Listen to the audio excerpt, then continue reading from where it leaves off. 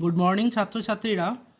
আজকে আমরা constitutional isomerism that is structural বা গঠনগত আইসোমারের একটা প্রধান অংশ বা বলতে পারি একটা স্পেশাল টাইপ অফ আইসোমারিজম টটোমেরিজম সম্পর্কে আলোচনা করব এবং সেই সম্পর্কিত কিছু প্রবলেম বা সমস্যার সমাধানও আমরা দেখব। প্রথমে আলোচনা করি যে টটোমেরিজম ব্যাপারটা কী। টটোমেরিজম মানে হচ্ছে দুটি different structural isomer, two structural isomers, যারা একে অপরের দ্রুত পারস্পরিক রূপান্তর ঘটবে এবং তাদের মধ্যে একটি গতিশীল সাম্যাবস্থা বজায় থাকবে ইন লিকুইড স্টেট অথবা ইন সলিউশন, অর্থাৎ উপযুক্ত দ্রাবকে দ্রবীভূত অবস্থায় অথবা বিশুদ্ধ লিকুইড অবস্থাতে এই সাম্যাবস্থা বজায়, তখন তাদের বলবো আমরা টটোমার এবং ঘটনাটিকে বলবো আমরা টটোমেরিজম। যেমন দেখো সিম্পল একটা দেখাচ্ছি অ্যাসিটালডিহাইড। এই অ্যাসিটালডিহাইডে দেখো যে কার্বনিল গ্রুপের সাপেক্ষে আলফা কার্বন এখানে একটা হাইড্রোজেন আছে, যে হাইড্রোজেনটা এখান থেকে স্থান ত্যাগ করে এখানে আসছে, এর ফলে যে দুটো অংশ পেলাম এটা কিটো গ্রুপ বর্তমান, এখানে দ্বিবন্ধন অর্থাৎ ইন এবং ওইচ আছে অর্থাৎ ইন অল ফর্ম। এখন এই দুটি পৃথক গঠনগত সমবায়ক, এরা কিন্তু রেজোনেন্স নয়, কারণ রেজোনেন্সে নিউক্লিয়ার অফ দ্য পজিশন অর্থাৎ পরমাণুগুলির স্থানের পরিবর্তন ঘটে না এবং তাদের মধ্যে গতিশীল সাম্যাবস্থাও থাকে না। এছাড়া রেজোনেন্সের এক একটা স্ট্রাকচার হচ্ছে কাল্পনিক, কিন্তু আমার টটোমেরিজমে দুজনের পৃথক আলাদা অস্তিত্ব থাকবে, এদের মধ্যে গতিশীল সাম্যাবস্থা আছে এবং পজিশন অফ নিউক্লিয়ার অর্থাৎ নিউক্লিয়াই বা অ্যাটমের পজিশন চেঞ্জ হচ্ছে, তাই এরা টটোমেরিজম, এটা কিন্তু রেজোনেন্স নয়। এবার বলি যে গ্রুপটা মাইগ্রেট করছে অর্থাৎ স্থান ত্যাগ করে অন্য জায়গায় যাচ্ছে, সেটা ক্যাটায়নিক না অ্যানায়নিক তার উপর ডিপেন্ড করে আমরা দু রকমের টটোমেরিজম পাই। একটা হচ্ছে ক্যাটায়নোট্রপি, অপরটি হচ্ছে অ্যানায়নোট্রপি। অ্যানায়ন বলতে সিএল মাইনাস ওইচ এরকম বিভিন্ন গ্রুপ মাইগ্রেট করতে পারে। যেমন এখানটা লক্ষ্য করে দেখো, এখানে সিএল গ্রুপটা এখানে মাইগ্রেট করেছে করে প্রান্তে এসে গেছে, এখানে ক্লোরিনটা মাইগ্রেট করেছে। আচ্ছা, যদি এইচ প্লাস মানে ক্যাটায়নিক ট্রপির মধ্যে প্রধানত এইচ প্লাস মাইগ্রেট করে তখন তার একটা আলাদা স্পেশাল নাম হয় প্রোটোট্রপি। এবার আমরা প্রোটোট্রপি সম্বন্ধে কিছু আলোচনা করব। প্রথম আমরা যেটা পড়ব সেটা হচ্ছে কিটোইনল টটোমেরিজম। কিটোইনল টটোমেরিজমের সবচেয়ে গুরুত্বপূর্ণ অংশ সেটা কি না, কার্বনিল গ্রুপ থাকবে, তার সাপেক্ষে আলফা কার্বনের ন্যূনতম একটি হাইড্রোজেন থাকতে হবে। এই ফর্মটিকে বলছি আমরা কিটো ফর্ম, এবং এই ইলেকট্রনটা এখানে এলো এবং এখান থেকে এটা এখানে খুলে যাচ্ছে, এখানে খুলে যাচ্ছে, অর্থাৎ এটা ওইচ হলো, হাইড্রোজেনটা স্থান ত্যাগ করেছে। দ্বিবন্ধন আছে বলে ইন, ওইচ আছে বলে অল, ইন অল ফর্ম। এখন কিটো গ্রুপ বা সিও গ্রুপের পোলারিটি বেশি হওয়ার জন্য এটা বেশি পোলার ফর্ম হয় দেন ইন অল ফর্ম। এবং আমরা যদি তাদের রিলেটিভ স্টেবিলিটি ভাবি, দেখব সিএইচ এর bond energy, carbon carbon single bond energy, আর সি ডাবল বন্ড ও এর বন্ড এনার্জি, আর এদিকে double bond single bond O আর ওইচ, এই তিনটে বন্ড এনার্জির পার্থক্য করলে দেখব যে কিটো ফর্মটা বেশি স্টেবল। কেন? এনার্জিটা কম থাকে, কত না 48 কিলোজুল প্রতি মোল বা প্রায় 12 কিলো ক্যালোরি পার মোল কম এনার্জি বহন করছে এই কিটো ফর্মটা। তাই তাপগতিবিদ্যা অনুযায়ী বা থার্মোডাইনামিক্যালি কিটো ফর্মটা স্টেবল ফর্ম দেন আমার ইনল ফর্ম। এছাড়া একটা কথা বলবো যে কিটো ফর্ম ইনল ফর্ম যদি কারো পরিমাণ লেস দ্যান 1% হয়, খুব কম পরিমাণে থাকে, তখন তার আলাদা অস্তিত্ব আমরা নাও পেতে পারি, কিন্তু যদি তুলনামূলক বেশি পরিমাণে থাকে তখন দুটো ফর্মকে আমরা আলাদা করে পৃথক করতে পারি বা অর্থাৎ আইসোলেট করতে পারি, এবং পৃথক অস্তিত্ব আছে এটা বিভিন্ন রাসায়নিক বিক্রিয়ার সাহায্যে প্রমাণ করতে পারি। আর এদের পরিমাণ কতটা আছে সেটা আমরা বিভিন্ন সাহায্যে আমরা জানতে পারি, যেমন কন্ডাক্টিভিটি, রিফ্লেকটিভ ইন্ডেক্স, পিএমআর অর্থাৎ প্রোটন ম্যাগনেটিক রেজোনেন্স, বিভিন্ন সাহায্যে আমরা তাদের পার্সেন্টেজটাও গণনা করতে পারি। এবার আমরা কিটোইনল টটোমেরিজমের অ্যাসিড ক্যাটালাইজড এবং বেস ক্যাটালাইজড মেকানিজমটা দেখব। এর জন্য আমরা নিয়েছি ইথাইল অ্যাসিড টু অ্যাসিটেট, এটা ইথাইল, এই গ্রুপটার জন্য অ্যাসিড টু অ্যাসিটেট। তো এই অণুটা নিয়ে সবচেয়ে বেশি কেমিক্যাল অ্যানালিসিস করা হয়েছে, এর কিটো ফর্ম এবং ইনল ফর্ম দুটোরই পৃথক অস্তিত্ব আমরা পাই। তো কী ব্যাপার হচ্ছে লক্ষ্য করো, প্রথমে অ্যাসিড মাধ্যমে তো এইচ প্লাস অ্যাভেলেবেল, তাই দুটো কার্বনিল গ্রুপের মধ্যে যেটা কিটো ফর্মে আছে সেই কিটো গ্রুপের কার্বনটা এইচ প্লাস ধরছে। এই কার্বনের চরিত্রটা বেশি, কিন্তু এখানে রেজোনেন্স হয় বলে এখানে অক্সিজেন লোন পেয়ার দিয়ে এখানে রেজোনেন্স করে, সেই জন্য এর কার্বন চরিত্রটা কম। আর কিটো গ্রুপ তার লোন পেয়ার দিয়ে H+ ধরলো, এখানে একটা অংশ তৈরি হলো প্রথম স্টেপে। দ্বিতীয় স্টেপে কি হচ্ছে না, জল অর্থাৎ যে মিডিয়ামে নিচ্ছি সে এই হাইড্রোজেনটাকে তুলে নিচ্ছে এবং নেওয়ার ফলে এখানে ইনল তৈরি হচ্ছে, অর্থাৎ কিটোর ফর্মটা অ্যাসিড মাধ্যমে ইনলে পরিণত হচ্ছে। এবার যদি আমরা বেস ক্যাটালাইজড মেকানিজমটা দেখি, দেখো বেস ক্যাটালাইজড ব্যাপারটা কী হচ্ছে, বেস অর্থাৎ আমরা ইথিল অ্যাসিডের একটা বেস দিয়েছি যার একটা লোন পেয়ার ইলেকট্রন আছে, সে কী করবে, মোর অ্যাসিডিক যে হাইড্রোজেন, কিটো গ্রুপের সাপেক্ষে মোর অ্যাসিডিক হাইড্রোজেন, এদিকেও আলফা হাইড্রোজেন আছে এদিকেও আলফা হাইড্রোজেন আছে, কিন্তু এই হাইড্রোজেনটার অ্যাসিডিটি বেশি। কেন বেশি? কারণ এই কার্বনটার দুদিকে কার্বনিল গ্রুপ আছে, এরাও ইলেকট্রন টানছে এখানেও ইলেকট্রন টানছে, তাই এই হাইড্রোজেনটা বেশি প্লাস ক্যারেক্টার বা অ্যাসিডিটি বহন করছে। তাই বেশ এই অ্যাসিডিক হাইড্রোজেনটাকে ধরে নিল, ইলেকট্রনটি এখানে পড়লো, অর্থাৎ কার্বন আয়ন একটা ইন্টারমিডিয়েট তৈরি হলো। এর পরবর্তী এই কার্বন ইন্টারমিডিয়েটটা দেখো আবার এখানে রেজোনেন্স করতে পারে, এদিকেও রেজোনেন্স করতে পারে আবার এদিকেও রেজোনেন্স করতে পারে।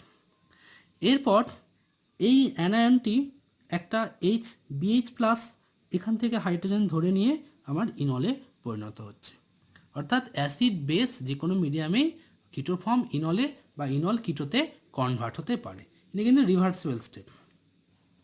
এবার দেখো যে কিটো ফর্ম বা ইনল ফর্ম দেখলাম, কার পার্সেন্টেজ কতটা বা কোন ফ্যাক্টরটার জন্য সেটা বেশি হবে সেটা কি করে বুঝবো না, কতগুলো ফ্যাক্টর, যেমন ইন্টারনাল হাইড্রোজেন বন্ডিং অর্থাৎ intramolecular hydrogen bonding, steric effect, solvent effect, conjugation effect, inductive এবং টেম্পারেচার, এই রকম ফ্যাক্টরগুলোর উপর ডিপেন্ড করবে।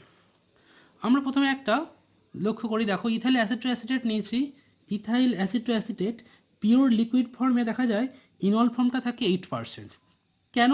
কারণ এখানে ইনল ফর্মটা কী হচ্ছে, ইন্ট্রামলিকুলার হাইড্রোজেন বন্ডিং করছে, যেখানে 6 মেম্বার রিং এটা স্টেবল হচ্ছে, তাই এটা 8%। কিন্তু যদি ওইটি গ্রুপটা বাদ দিয়ে আমরা মিথাইল নিই অর্থাৎ অ্যাসিটাইল অ্যাসিটোন, বা আমরা বলতে পারি পেন্টেন 2,4 ডাইওন, তো এর ক্ষেত্রে দেখো ইনল ফর্মটা 80% হচ্ছে স্টেবল। কেন? তাহলে এখানে ওইটি গ্রুপের প্লাস আর এফেক্টের জন্য এই কার্বনের চরিত্রটাকে নষ্ট করে দিচ্ছে এবং তাই ইনলের কনজুগেশনের মাধ্যমে যে স্টেবিলিটি পাওয়া সেটা কম হচ্ছে, বা এখানে হাইড্রোজেন বন্ডিংটাও কম হয়। কিন্তু অ্যাসিটাইল অ্যাসিটোনের বেলায় কী হচ্ছে, এখানে মিথাইলের প্লাস আর এফেক্ট নেই, প্লাস আই এফেক্ট আছে এবং হাইপার কনজুগেশন এফেক্ট আছে। এখন আর এফেক্ট অপেক্ষা আই এফেক্ট বা হাইপার কনজুগেশন এফেক্টটা দুর্বল, তাই এটা কিছুটা বেশি স্টেবিলিটি পাচ্ছে দেন এইটা, সেই জন্য এটা 80% আমরা ইনল ফর্মটা পাই। এবার যদি আমরা অ্যাসিটাইলডিহাইড নিই অর্থাৎ মিথাইল গ্রুপের জায়গায় আমি এইচ নিয়ে নিচ্ছি, সেক্ষেত্রে দেখো ইনল ফর্মেরটা আরও বেশি স্টেবল 98%। এই 98% কারণ কি? কারণ এখানে মিথাইলের plus I effect plus R effect বা আদার স্টেরিক এফেক্ট কিছুই নেই, সেই জন্যে এই ইনল ফর্মটা খুব বেশি স্টেবল।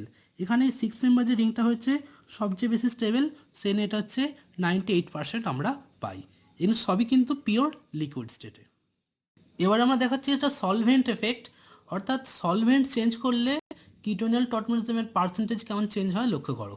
আমরা অ্যাসিটাইল অ্যাসিটোন নিয়েছি, এই অ্যাসিটাইল অ্যাসিটোন দেখছি হেক্সেনে পাওয়া যায় 92% ইনল ফর্মটা, অ্যাসিটোনাইট্রাইল অর্থাৎ হেক্সেনটা হচ্ছে নন পোলার সলভেন্ট, এটা হচ্ছে পোলার অ্যাপ্রোটিক সলভেন্ট, আর ওয়াটার হচ্ছে পোলার প্রোটিক সলভেন্ট। জলেতে দেখো মাত্র 15% ইনল কন্টেন্ট আমরা পাই। কেন? কারণ হচ্ছে এই অ্যাসিটাইল অ্যাসিটোন এই যে অণুটা, এই অ্যাসিটাইল অ্যাসিটোন জলের সঙ্গে কী হচ্ছে, হাইড্রোজেন বন্ডিং করছে, ইন্টারমলিকুলার হাইড্রোজেন বন্ডিংয়ের মাধ্যমে এই কার্বনিল ফর্মটাকে স্টেবিলিটি দেয়। কেন না, আমি আগেই বলেছিলাম কার্বনিল ফর্ম বা কিটো ফর্মটা বেশি পোলার ফর্ম দেন ইনল ফর্ম, সেই জন্য পোলার ফর্মটা পোলার গ্রুপ অর্থাৎ পোলার প্রোটিক সলভেন্টে বেশি স্টেবিলিটি পাচ্ছে, সেই জন্যে ওয়াটারেতে কিটো ফর্মটা বেশি স্টেবল, ইনল ফর্ম মাত্র 15%। কিন্তু হেক্সেনে যখন আসছি এটা নন পোলার, সেই নন পোলার হওয়ার জন্য এই স্টেবিলিটি যেটা পাচ্ছি এখানে সেটা হয় না, তাই ইনল ফর্মটা পাই এখানে 92%। আর অ্যাসিটোনাইট্রাইল পোলার অ্যাপ্রোটিক সলভেন্ট মধ্যবর্তী অবস্থায় আছে বলে এটা আমরা 58% পাই। নেক্সট দেখাচ্ছি, দেখো আমরা টেম্পারেচার এফেক্ট অর্থাৎ উষ্ণতার পরিবর্তনে কীরকমভাবে আমার ইনল কন্টেন্ট পরিবর্তন হয়। আমরা সেই একই অণু অ্যাসিটাইল অ্যাসিটোন বা পেন্টেন 2,4 ডাইওন নিলাম, তো দেখছি তার 22 ডিগ্রি উষ্ণতায় পাওয়া যাচ্ছে 95% ইনল কন্টেন্ট, 180 ডিগ্রি উষ্ণতায় 68%, 275 ডিগ্রি সেলসিয়াস উষ্ণতায় মাত্র 44%। অর্থাৎ এক কথায় উষ্ণতা যত আমরা বাড়াচ্ছি ইনল কন্টেন্ট তত কমছে। আমি আগেও বললাম যে কিটো ফর্মটা বেশি স্টেবল হয় তাপগতিবিদ্যা বা থার্মোডাইনামিক্যালি, কারণ ওর বন্ড এনার্জি কম থাকে। সেই উষ্ণতা যত বাড়াচ্ছি ইনল কন্টেন্ট কমে আর কিটো কন্টেন্ট তত বাড়তে থাকে। এরকম একটা উদাহরণ দেখো, যেটা একটা ফ্লুরিন এনরিচ কম্পাউন্ড, যেটার ইনল ফর্মটা নর্মাল টেম্পারেচার অনেক বেশি স্টেবল হলেও উষ্ণতা যখন 200 ডিগ্রি উষ্ণতা এবং টাইমটা প্রায় 3 ঘন্টা, অনেকক্ষণ টাইম দেওয়া হয়েছে, তখন সেটা কিটো ফর্মে চলে যাচ্ছে। অর্থাৎ ইনল ফর্মটা কম টেম্পারেচারে স্টেবল, কিটো ফর্মটা হাই টেম্পারেচারে স্টেবল হচ্ছে। নেক্সট এবার দেখো স্টেরিক এফেক্ট, অর্থাৎ স্টেরিক স্ট্রেনের উপর চেঞ্জ করে কীরকম আমার কিটো ইনল পরিবর্তন ঘটে যায়। না এটা দেখো আমরা এখানে কিটো গ্রুপের সাপেক্ষে আলফা কার্বনে দুটো বড় বড় বাল্কি গ্রুপ নেওয়া হয়েছে, 2,4,6 ট্রাইমিথাইল ফিনাইল গ্রুপ। তো এদের কার্বনটা sp3 এবং এদের মধ্যে স্টেরিক ক্রাউডিং অনেক বেশি কাজ করছে, কিন্তু এটা যখন ইনল ফর্মে কনভার্ট হয়ে যাচ্ছে তখন এটা sp2 হাইব্রিডাইজড। sp2 হওয়ার জন্য অ্যাঙ্গেলটা 120 ডিগ্রি, অর্থাৎ 109 থেকে 120 অ্যাঙ্গেল বেড়ে যাওয়ার জন্য এদের মধ্যে স্টেরিক স্ট্রেনটা অনেক কম হচ্ছে, বা এক কথায় স্টেরিক রিলিফ ঘটছে, এবং তাই কিটো ফর্মটা আছে মাত্র 5%, ইনল ফর্ম আছে 95%। একটা কথা বলে রাখি, জেনারেলি কিন্তু কিটো ফর্মটা স্টেবল হয় যেমন অ্যাসিটোন, অ্যাসিটালডিহাইড এই সমস্ত অণুর ক্ষেত্রে, আর আমরা এখানে আলোচনা করছি কোন কোন ক্ষেত্রে ইনল ফর্মটা বেশি হচ্ছে। এখানে আরেকটা দেখো যে অ্যাসিটাইল অ্যাসিটোনের এখানে আমরা একটা যেটা নিয়েছিলাম তাতে একটা মিথাইল গ্রুপ নেওয়া হয়েছে, ঠিক আছে। এই মিথাইল গ্রুপটার জন্য কি ঘটছে, অ্যাসিটাইল অ্যাসিটোনে আমরা দেখেছিলাম 80% থাকে ইনল কন্টেন্ট, এখানে দেখো মাত্র 40%। কেন? কারণ এখানে এই মিথাইল গ্রুপ এসে যাওয়ার জন্য এখানে একটা এই গ্রুপগুলোর মধ্যে একটা স্টেরিক রিপালসান কাজ করছে, এবং তার জন্য এই অংশটা প্ল্যানারিটিতে কন্টেন্ট করছে না। প্ল্যানারিটি মেনটেন করতে না পারার জন্যে এই ওইচের যে হাইড্রোজেন বন্ডিং সেটা খুব দুর্বল হয়ে যাচ্ছে, ঠিক আছে। এছাড়া এটা বলতে পারি এখানে মিথাইলের প্লাস আই এফেক্ট আছে কাজ করছে, হাইপোটেনশন এফেক্ট কাজ করছে, সেজন্য এর অ্যাসিডিটিটাও কমিয়ে দেয়। তো যাই হোক, মোট কথা স্টেরিক ক্রাউডিংয়ের জন্য ইনল কন্টেন্ট এখানে মাত্র 40%। স্টেরিক স্ট্রেনের আরেকটা প্রবলেম দেখাই, দেখো যে এই যে মলিকুলটা নিয়েছি এই মলিকুলটার কিটোর ফর্মটা থেকে যখন ইনল ফর্মে কনভার্ট হবে তখন পুরো মলিকুলটা প্ল্যানারিটি অ্যাটেন্ড করতে হলে এই দুটো হাইড্রোজেন কাছাকাছি চলে আসে, এর মধ্যে একটা ইন্টারনাল স্ট্রেন বা আই স্ট্রেন কাজ করার জন্য এই প্লেনে থাকতে পারে না। প্লেনে থাকতে না পারার জন্য এই মলিকুলটা অ্যারোমেটিক হয় না, এবং অ্যারোমেটিক সিরিজ স্টেবিলিটি না পাওয়ার জন্য এই কিটো ফর্মটা খুব স্টেবল অ্যাবাউট 100%, ইনল ফর্মটা আমরা বাস্তবে পাই না, বা ইনল ফর্মে আমরা আলাদা অস্তিত্ব পাই না। অর্থাৎ এখানে দেখো দুটো হাইড্রোজেনের মধ্যেও এখানে স্ট্রেন কাজ করতে পারে। নেক্সট প্রবলেম দেখাচ্ছি, দেখো যে cyclopentane 1,2 dione exist almost 100% enol, but butane 2,3 dione only 5.6 × 10⁻³ অর্থাৎ খুবই কম। সেটা কীরকম ব্যাপারটা বলি, দেখো আমরা এটা নিয়েছি বিউটেন 2,3 ডাইন, যেটার কিটো গ্রুপ দুটো একই দিকে, এটাকে বলা হচ্ছে S6 কনফর্মেশন। যখন কিটো গ্রুপটা ঘুরে যাচ্ছে সিঙ্গেল বন্ডটা তো ফ্রি রোটেশন সম্ভব, সেই জন্যে তো এটাকে বলছি আমরা S ট্রান্স কনফর্মেশন। এখন S3 সাপেক্ষে S ট্রান্সটা স্টেবল, কেন না এখানে দুটো ডেল্টা মাইনাস প্রান্ত এদের মধ্যে একটা রিপালসান কাজ করে, এটাও ডেল্টা মাইনাস এটাও ডেল্টা মাইনাস, এদের মধ্যে রিপালসানটা অ্যাভয়েড করার জন্য এটা ঘুরে S ট্রান্স কনফর্মে চলে আসে। তো এই ফর্মে আসার পর যদি ইনল তৈরি করে সেখানে ইনলটা কোনো রকম স্টেবিলিটি পাচ্ছে না। কিন্তু যদি আমরা সাইক্লোপেন্টেন 1,2 ডাইন নিই, সাইক্লোপেন্টেন 1,2 ডাইনের ক্ষেত্রে এটা S6 ফর্মে থাকবে, এবং due to rigidity of the molecule অর্থাৎ ইচ্ছা মতো ঘুরতে পারছে না, তাই এটা সর্বদা S6 ফর্মেই থাকবে। এবং এই ফর্মে থাকার জন্য এর ইনল ফর্মটা দেখা যাচ্ছে ইন্ট্রামলিকুলার হাইড্রোজেন বন্ডিংয়ের মাধ্যমে স্টেবিলিটি পাচ্ছে।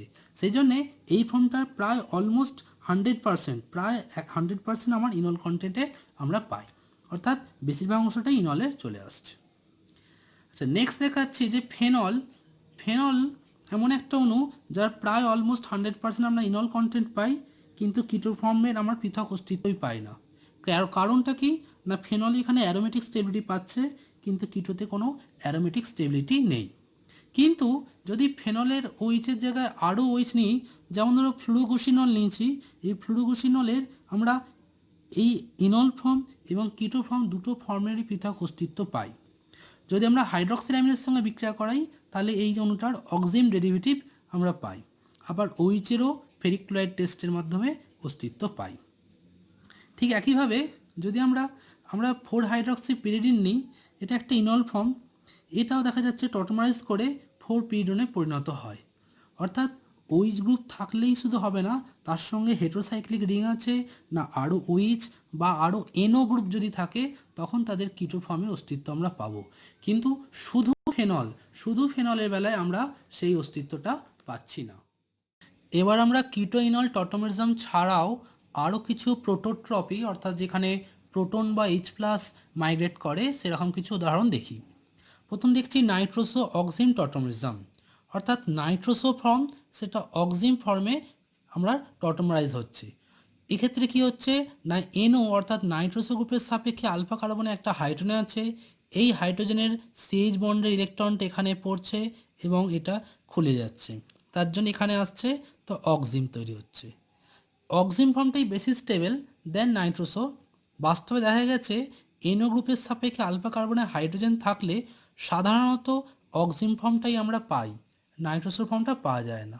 তবে নাইট্রোসোর ফর্মে আমরা তখনই অস্তিত্ব পাই যখন সাধারণত এখানে হাইড্রোজেন থাকে না। এরপর দেখছি দেখো অ্যাসিনাইট্রো টটোমেরিজম। এক্ষেত্রে কী হচ্ছে না নাইট্রো ফর্ম অর্থাৎ নাইট্রো গ্রুপ আছে, তার সাপেক্ষে আলফা কার্বনে হাইড্রোজেন আছে। এক্ষেত্রে কী হচ্ছে না এখানে CH বন্ড ইলেকট্রনটি এখানে দ্বিবন্ধন করছে এবং এখানে দ্বিবন্ধন খুলে যাচ্ছে, হাইড্রোজেন অক্সিজেনের কাছে আসছে। এটা হচ্ছে অ্যাসিনাইট্রো বা নাইট্রোনিক অ্যাসিড ফর্ম। এক্ষেত্রে নাইট্রো ফর্মটা বেশি স্টেবল। কেন? কারণ এখানে অক্সিজেন তার ইলেকট্রন এখানে রেজোনেন্স করতে পারে না, অর্থাৎ নাইট্রো ফর্মটা রেজোনেন্স স্টেবিলাইজড, কিন্তু অ্যাসিড নাইট্রো ফর্মটা সেই রকম স্টেবিলিটি নেই। তাই আমরা বাস্তবে এই ফর্মটা অর্থাৎ নাইট্রো ফর্মটাই বেশি লক্ষ্য করি। নেক্সট দেখাচ্ছি দেখো ইমিন এনামিন টটোমেরিজম। ইমিন মানে কি C⋯N⁴। এখানে C⋯N এই ফর্মে থাকলেই সেটাকে বলছি আমরা ইমিন। এখানে এই C⋯N এর রেসপেক্টে যদি আলফা কার্বন একটা হাইড্রোজেন থাকে, এক্ষেত্রে হাইড্রোজেনটা এখানে আসছে এবং দ্বিবন্ধনটা খুলছে, এইচটা এখানে চলে এলো, এটা দ্বিবন্ধন আছে বলে N এবং NH আর এইটার জন্য অ্যামিন, এক কথায় এনামিন। তাই ইমিন এনামিন এই ধরনের টটোমেরিজমও আমরা পাই। এছাড়া দেখো ল্যাকটিম, এক্ষেত্রে কি হচ্ছে NHCO আছে, এইচটা এখানে আসে, সিওটা খোলে, সেখানে আমরা এই ফর্মটা পাই। এইরকম আরও অনেক রকম আমরা টটোমেরিজম পাই প্রোটোট্রপি। এবার আমরা আলোচনা করছি সম্পূর্ণ অন্যরকম একটা টটোমেরিজম, যেটাকে বলছি আমরা ভ্যালেন্স টটোমেরিজম। ভ্যালেন্স টটোমেরিজম ব্যাপারটা কি? ভ্যালেন্স টটোমেরিজম হচ্ছে দেখো সাইক্লোঅক্টা টেট্রায়ন নিয়েছি, একটা সাইক্লিক কম্পাউন্ড, যেটা তাপে অর্থাৎ থার্মাল কন্ডিশনে কী হচ্ছে শুধুমাত্র ইলেকট্রন শিফট হচ্ছে। এই পাই ইলেকট্রনটা এখানে একটা কোভ্যালেন্ট বন্ড তৈরি করছে এবং এটা ইলেকট্রন এখানে সরানো হচ্ছে, এটা এখানে আসছে। অর্থাৎ এই মলিকিউলটা অন্য একটা ফর্মের সঙ্গে একটা সাম্য অবস্থায় বিরাজ করছে। এটা রেজোনেন্স নয়, কারণ এখানে নিউক্লি অর্থাৎ পরমাণুর স্থান পরিবর্তন হচ্ছে, রেজোনেন্স এটা নয়, এটা টটোমেরিজম। এক্ষেত্রেও তাই ঘটনা ঘটছে। 180 ডিগ্রি উষ্ণতায় দেখো এই সিগমা বন্ড এখানে ভেঙে এখানে আসছে, এই পাই বন্ডটা এখানে একটা বন্ড তৈরি করছে, তার জন্য এখানে একটা 3 মেম্বার রিং তৈরি হয়েছে এবং এই ইলেকট্রনটা এখানে আসছে। তাহলে এই দুটো ফর্ম হচ্ছে ভ্যালেন্স টটোমেরিজম। এদের পৃথক অস্তিত্ব আমরা নিউক্লিয়ার ম্যাগনেটিক রেজোনেন্স বা NMR এর সাহায্যে পেয়ে থাকি। লাস্ট আমরা আলোচনা করছি রিং চেন টটোমেরিজম। এই রিং চেন টটোমেরিজমকে রিং চেন আইসোমারের সঙ্গে গুলিয়ে ফেলবে না, কারণ সেক্ষেত্রে তাদের মধ্যে সাম্যাবস্থা থাকে না। এখানে কিন্তু দুটো আইসোমারের মধ্যে একটা গতিশীল সাম্যাবস্থা আছে। তো আমরা নিয়েছি এটা ডি গ্লুকোজ, এটা হচ্ছে ওপেন চেন অর্থাৎ শৃঙ্খলাকার রূপ, যেখানে এই অক্সিজেন তার লোন পেয়ারটা দিয়ে এখানে কার্বনিল অ্যাটাক করে এবং এটা খোলে, এইচটা অক্সিজেনে চলে যায়। এইবার নতুন যে ওইচ গ্রুপটা এলো অর্থাৎ নতুন স্টিরিওডিক সেন্টার হচ্ছে, সেখানে ওইচটা ডান দিকে থাকতে পারে আবার বাঁ দিকেও থাকতে পারে। এক্ষেত্রে এই বাঁ দিকে ওইচ আছে, এটাকে বলা হয় বিটা ডি গ্লুকোপাইরানোজ। যেহেতু এই রিংটা 6 মেম্বার তাই একে পাইরানোজ ফর্ম বলা হয় এবং এটাকে বলা হচ্ছে আলফা ডি গ্লুকোপাইরানোজ। তাহলে এটা আলফা ফর্ম, এটা বিটা ফর্ম। বাস্তবে দেখা যাচ্ছে যে সাম্যাবস্থা এটা 36% প্রায়, বিটা ফর্মটা প্রায় 64% থাকে আর ওপেন চেনটা থাকে মাত্র 0.02%, অর্থাৎ এদের মধ্যে একটা সাম্যাবস্থা থাকে এবং এর জন্যই আমরা বাস্তবে গ্লুকোজের মিউটাল রোটেশনও দেখতে পাই। একটা কথা বলে রাখি, এখান থেকে এই বন্ডটা বাঁকিয়ে লেখা হলো, এটা আসলে কিন্তু একটি কোভ্যালেন্ট বন্ড, বাস্তবে এরকম বেঁকে থাকে না, এটা এই প্রেজেন্টেশনে এইভাবে দেখানো হয়েছে। একে আরও অনেক রকমভাবে দেখানো যায়, যেমন একটা প্ল্যানার ফর্ম দেখাচ্ছি দেখো, এখানে এইভাবেও আমরা এটাকে প্রকাশ করতে পারি, বা আমরা চেয়ার ফর্মেও এটাকে প্রকাশ করতে পারি। তো যাই হোক, রিং চেন মানে চেন ফর্ম থেকে রিং ফর্মে যাবে এবং তাদের মধ্যে সাম্যাবস্থা থাকবে, তখনই তাদের বলবো আমরা রিং চেন টটোমারেশন। ঠিক আছে, আশা করি তোমরা বুঝতে পেরেছো।